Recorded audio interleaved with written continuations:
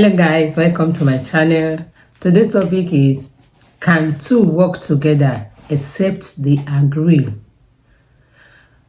The Bible says two cannot work together except they agree. That is to say, in marriage, it takes two people to make it work. There's this saying that a woman is the pillar of the home. A virtuous woman keeps her home. A virtuous woman is supposed to be the one covering the man. A woman is the one that puts things together in the marriage.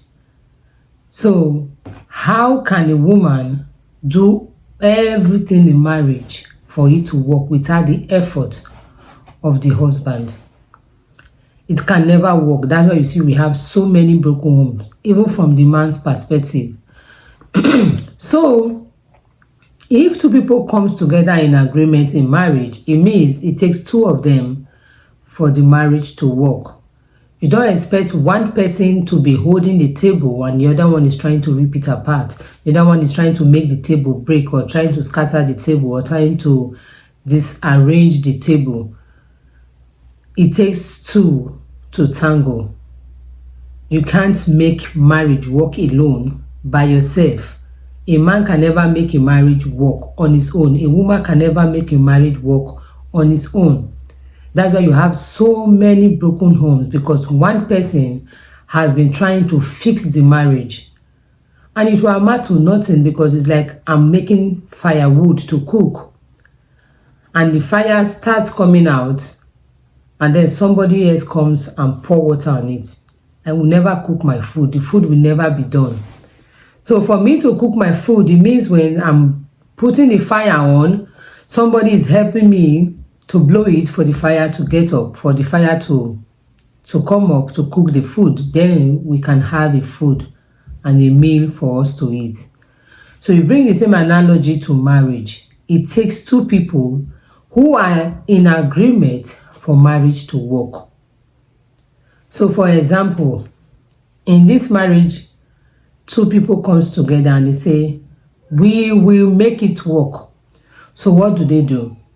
They have to agree on everything. They have to agree on when they are coming back from work. We have to come home.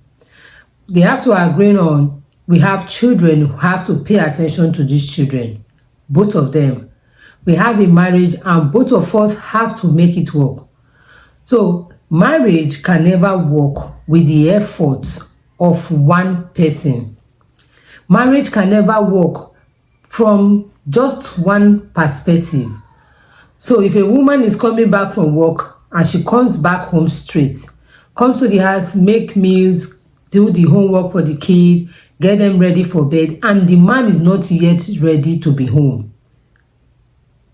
The man has closed. Maybe they even work in the same organization, they work in different places. The man has closed like 6 p.m. and it's past 12 and he's not yet home. I don't know how the man wants the marriage to work. Or the woman closes by 6 and 12 a.m. midnight, she is not yet home. I don't know what they're expecting from that marriage. Not that they have somewhere to go, or not that it's just one time something, or it's just something they did today, tomorrow they are going to do something else. No, it is just their regular routine.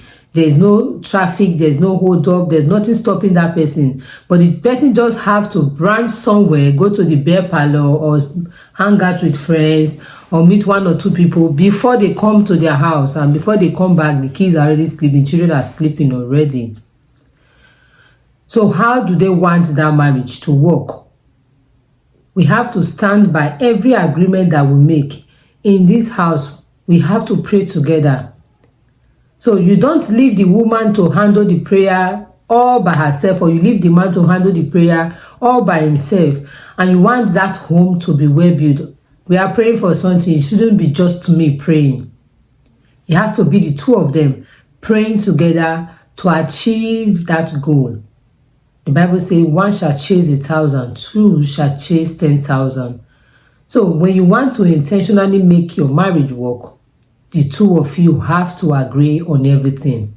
There have to be an agreement. You don't take up your friend's side and want to agree with your friend, and you want your marriage to work after you have made an agreement with a friend, and you are bringing what you and your friend agreed home for your husband or your wife to work with. It has to be intentional agreement that you people are sticking together to make it work. The effort of one person trying to make it work is so draining that the person will get to a point and said, I am tired of trying to make it work. That is why you see there's so many divorces, because one person is tired. And if by any chance you can't meet up with whatever agreement that you people have had, try to say it out. Try to make the other person understand. This month I will not be able to meet up. I have some stuff I have to do. Not just you waking up in the morning, change everything. Not agreeing or staying in that agreement that both of you have already said.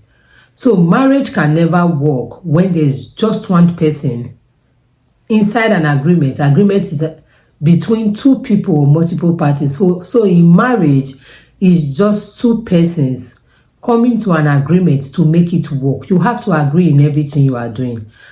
A mother is disciplining the child. The father should be in support of that discipline, except otherwise. Or the father is disciplining the child.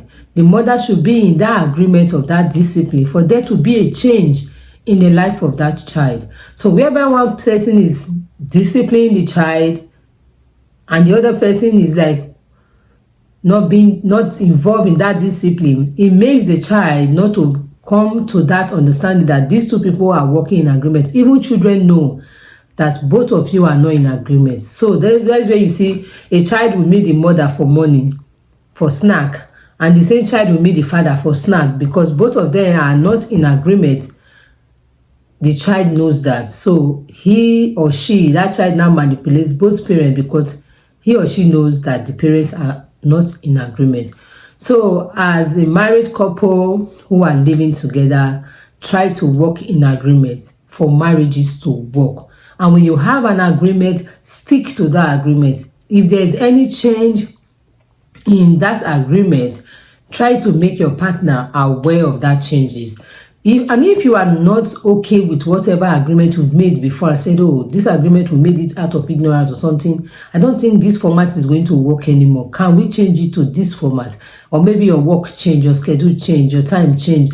Try to communicate the reason why the agreement you have or you had would no longer work, and try to come up with something else so that the marriage will move further and there will be peace in the home because both of you are agreeing to make it work.